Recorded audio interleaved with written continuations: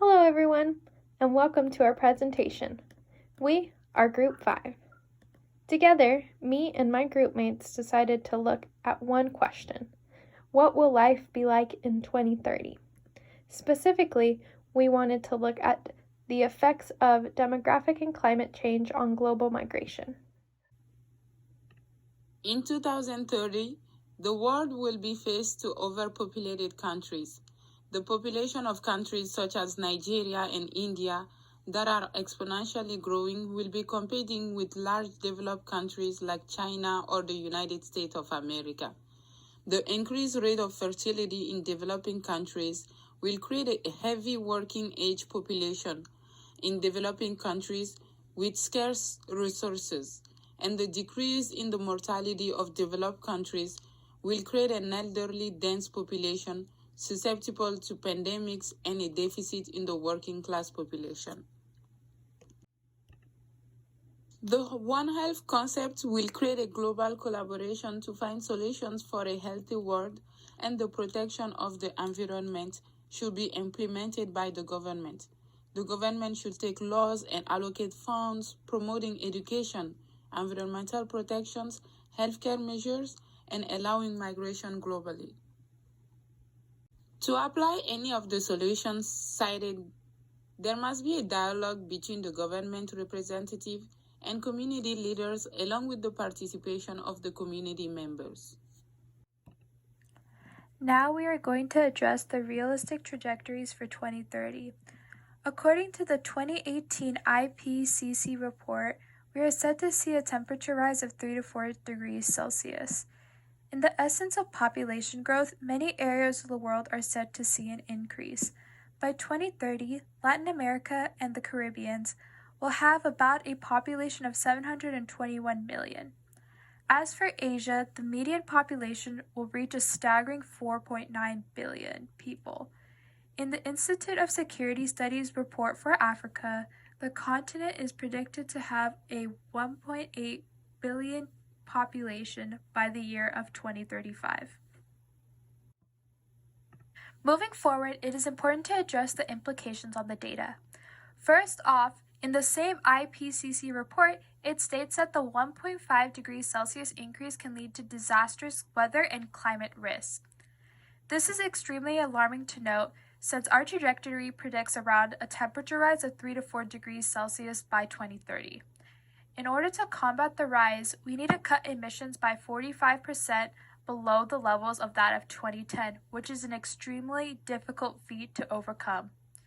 In addition, the Paris Agreement also includes that we'd still have problems since we would emit around 52 to 58 gigatons of carbon dioxide.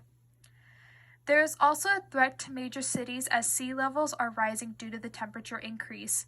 Cities like Miami, New Orleans, Venice, Jakarta, and Lagos are extremely vulnerable to this problem. Also, we need to address the implications on global population in the essence of migration. Looking at this from a One Health standpoint, increasing population results in competition of resources, which can influence migration onto other countries. The issues that arise with this is in the shift of the food chain, which could harm ecosystems by having higher volumes of invasive species and changes in the food chain. Due to this reestablishment, resources can be mitigated that can impact both human and animal populations. Hey y'all, this is Naomi, and I will be using the bottom-up approach to talk about some solutions that can be taken to mitigate some of the effects that population change has on the world. But first, let's set the scene. More humans in the world results in more greenhouse gases, which create an increase in temperature.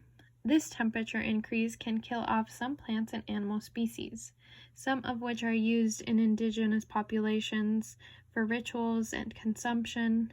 However, the absence of these resources can lead to the extinction of cultures, or may force these communities of people to migrate to places that may have these products. But how can we stop this from happening? You see, communities can start buying their foods locally and encourage a climate-stable diet.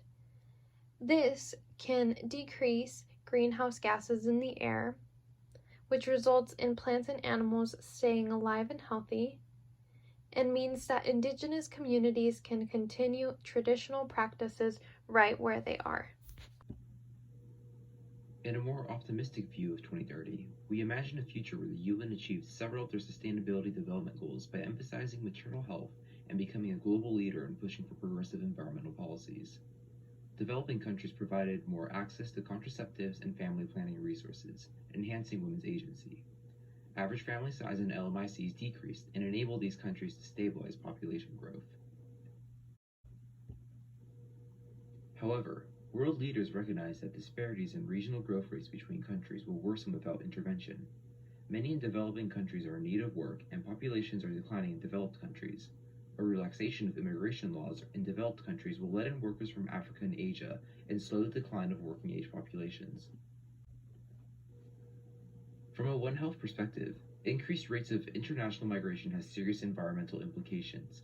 With humans expanding into new geographical areas, we are in closer contact with native species and increases the potential for disease spillover into our populations. Learning from the lessons of the COVID-19 pandemic, I propose we invest in the leading disease surveillance programs of today, such as PREDICT.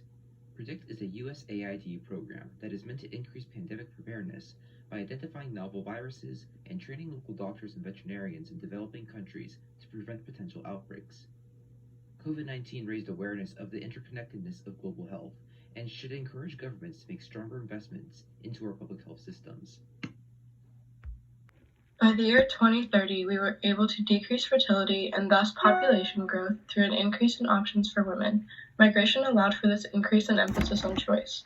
Climate change has been contained in part due to individual lifestyle changes that have promoted sustainable living and a decrease. This increase in options leads to a decrease in fertility because women are, on average, having fewer children. People are able to migrate to other countries and potentially increase their socioeconomic status. Migration can also bring in new ideas and knowledge about how to better combat climate change. A shift to personally owned animals and backyard or community gardens leads to lower personal emissions. One bottom-up approach is to focus on supporting local grassroots organizations that push for more sustainable living and help underserved populations gain access to education and job opportunities. This will allow for people to migrate to areas where they can educate themselves and pursue other careers if they want. The stakeholders in this situation are women and families, migrants, and animals being displaced, and the roadblocks are individual lifestyles, oversaturation, and individual personal bias. Life is definitely going to be different in 2030. However, if we work together and use some of these approaches, then we can ensure a great future for both us, the animals, and our environment. Thank you!